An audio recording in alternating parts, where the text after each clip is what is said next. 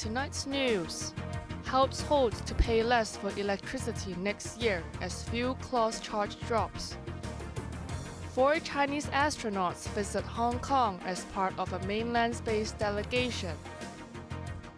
And a ceasefire in Gaza has been extended, raising hopes that more hostages and prisoners will be freed.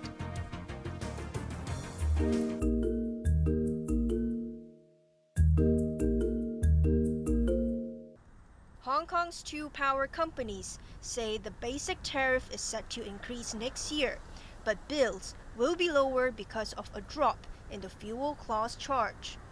Hong Kong Electric, which serves Hong Kong Island and Lama, is raising its basic tariff by 4.4% to 119.5 cents per kilowatt hour. But the power supplier says after factoring in the fuel clause charge, which is set to drop to 46 cents per unit in January, households will be paying 165.5 cents per unit, 16% less compared with a year ago.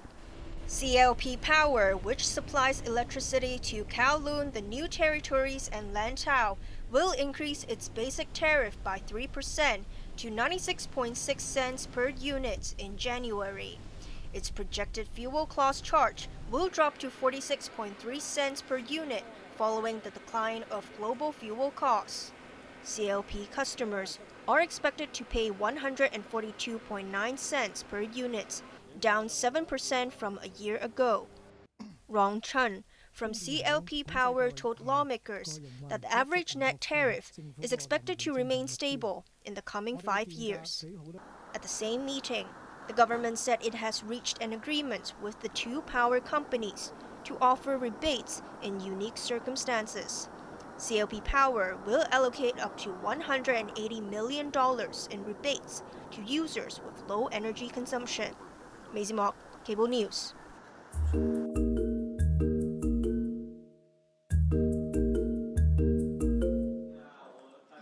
There was a rousing welcome at the airport for 4 Chinese astronauts who arrived for a 4-day visit. Chief Secretary Eric Chen and Youth Affairs Chief Alice Mack greeted the astronauts, who were accompanied by experts from China's manned space team. Hundreds of primary school students waved flags as they greeted the 17-member delegation. This girl said it's her dream to go to space, and she was very excited to welcome the visitors, who included Wang Yaping, the first Chinese female astronaut to go on a spacewalk. Chief Executive John Lee described the visit as a show of Beijing's love and support for the region. The astronauts will feature in a variety show at the Hong Kong Coliseum tomorrow evening. The government offered 5,000 tickets, and all were snapped up as people flocked to district offices. Meeting the press this afternoon, Chen Dong, who has been to space twice, pointed out that the Tiangong space station is open to all.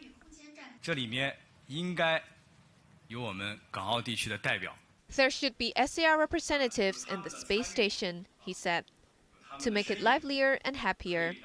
China is trying to recruit payload specialists from Hong Kong and Macau, and some of the 21 shortlisted candidates are from the 2 SARs.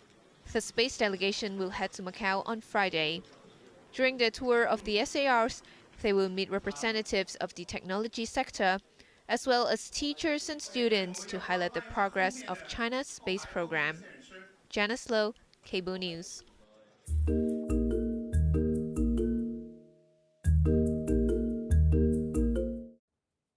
Chief Executive John Lee said the government will look into amending the law so that the Securities and Futures Commission, or SFC, can stop unlicensed cryptocurrency platforms from operating. This came after one firm, Hongnex, was accused of defrauding over 150 people of at least $153 million. The platform was unlicensed, but the SFC was powerless to shut it down.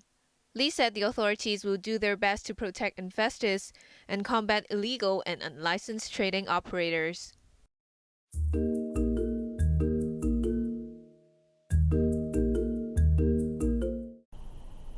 2 men in their early 20s are on the run after evading a police roadblock in Kowloon City early this morning.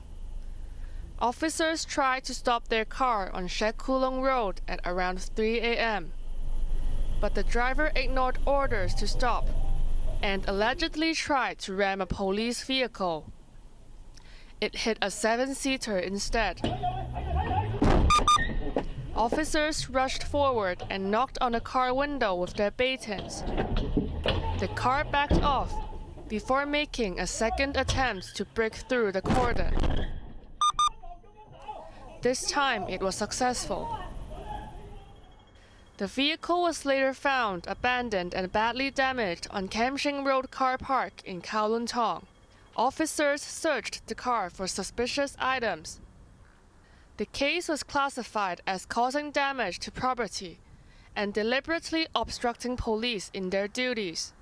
Janice Yu, Cable News.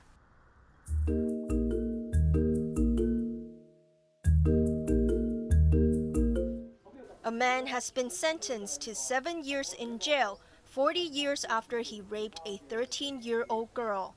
Wong Chun Chun, who is now 60, followed the girl to her sister's home in Chun Moon and raped her. The victim was later diagnosed with depression and was treated in Castle Peak Hospital several times. She took her own life at the age of 29 on the day she last left hospital. New technology enabled police to trace Wong, who did not leave Hong Kong. He was arrested in Chun Wan 2 years ago. In his first court appearance, the rape charge was dropped when he only pleaded guilty to robbery. But in the High Court today, he admitted rape.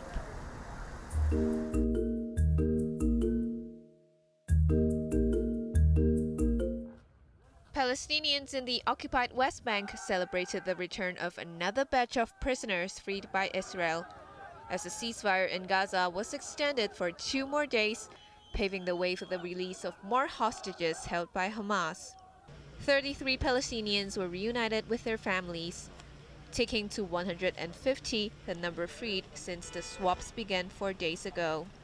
But since October 7th, Israel has arrested 3,200 Palestinians in the West Bank. Hamas handed 11 more hostages to the Red Cross. They were among the 240 people seized during the deadly Hamas raid on southern Israel last month.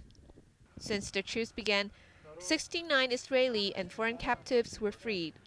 More aid has reached Gaza, but the United Nations says that's not enough for the 2 million Palestinians, most of whom lost their homes in Israel's retaliatory bombings.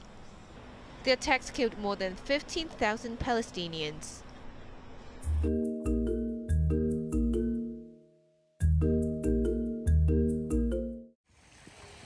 Palestinians who remained in Gaza City are trying to make the most of the temporary ceasefire. There is little safe shelter as their homes have been reduced to rubble, and rain has made it more difficult to use roads destroyed by Israeli bombings. While some food is now on sale, most Palestinians cannot afford the high prices.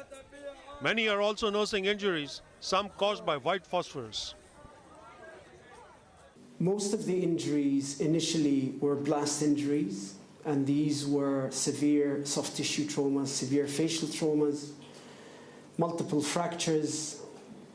And then, as time went, we saw the introduction of incendiary bombs, where the patients would have over 40% of their total body surface area burnt with no other injuries. And by the time Shifa had collapsed, there were over 100 of these patients at Shifa Hospital. And we started seeing phosphorus burns.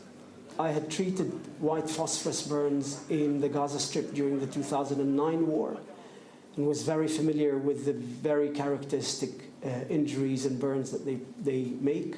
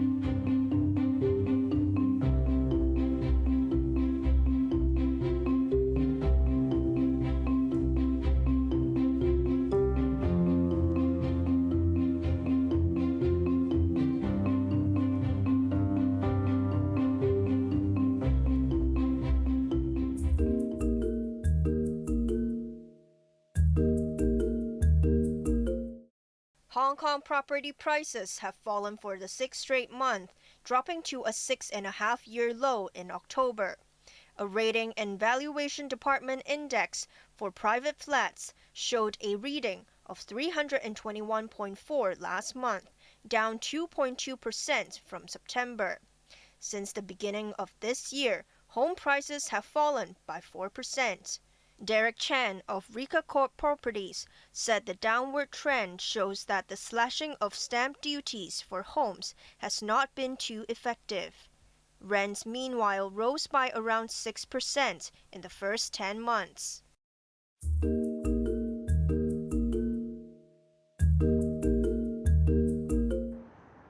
Beijing has tried to ease concerns voiced by countries which are worried that their supply chains rely heavily on China.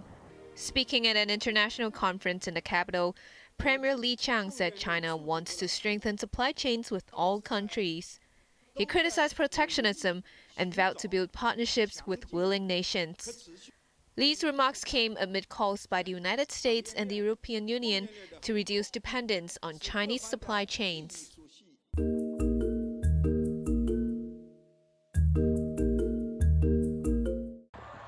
After a 4-year absence, the Lunar New Year fireworks display will be making a comeback.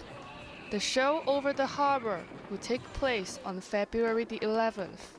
The last time fireworks were launched to celebrate the Lunar New Year was in 2019. The popular attraction was then cancelled because of the social unrest followed by the pandemic. The government is now looking for sponsors for the fireworks.